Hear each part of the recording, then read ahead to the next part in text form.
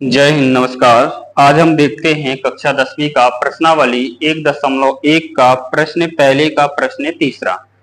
तो पहला प्रश्न है वो दूसरा प्रश्न ऑलरेडी यहाँ पर हल कर दिया गया है। आज हम देखते हैं तीसरा प्रश्न। देखते हैं, क्वेश्चन है निम्नलिखित संख्याओं को अभाज्य गुणनखंडों के गुणनफल के रूप में यहाँ पर व्यक्त करना है, यानी लिखना है। इसका आंसर यानी अभाज्य गुणनखंडों के रूप में ही हमको व्यक्त करना है। तो यहाँ जो दूसरा क्वेश्चन भी लिखा हुआ है, यहाँ हम देखते हैं जो तीसरा क्वेश्चन है,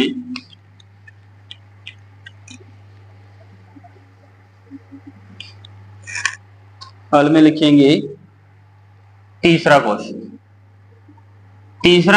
है 3825 के को अभाज्य गुणनखंड विधि से हल करने पर। तो अभाज्य गुणनखंड विधि से जैसे ही हम इसको हल करेंगे तो यहाँ पर हल में लिखी गया तो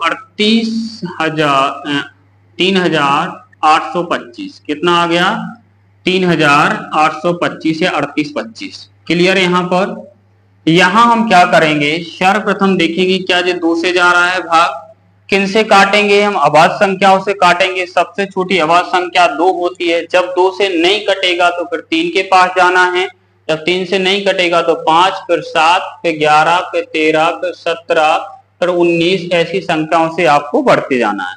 तो आइए देखते हैं क्या 2 से जा रहा है, नहीं जा रहा है। 2 से क्यों नहीं जा रहा है, क्योंकि जब तक जाएगा या तो इकाई अंक सम होगा, क्या होगा, सम, या 0 होगा, तो वो स्वाभाविक रूप से है 2 से कट जाएगा, अन्यथा यहाँ 2 से भाग नहीं जाएगा। अब देखते हैं 3 से जा रहा है क्या, चेक करके देखें।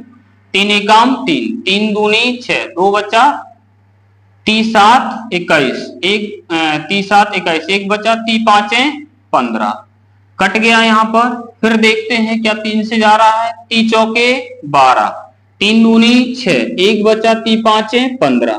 क्या अभी भी 3 से जा रहा है, क्या 3 से जा रहा है, 3 एकम 3 नहीं जा रहा है।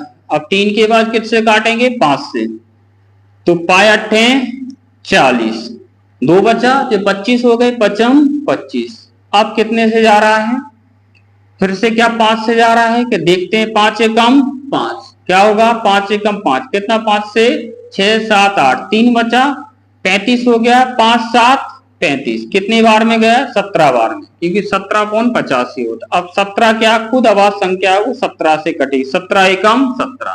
तो यहां पर आप क्या लिखेंगे, अतः 3825 के अभाज्य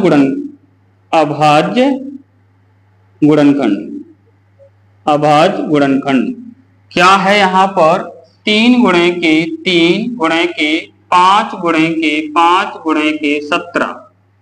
तो यहाँ 3 कितने बार लिखा हुआ, 2 बार, तो 3 पे घाते क्या 2 चढ़ा सकते हैं, बिल्कुल चढ़ा सकते हैं।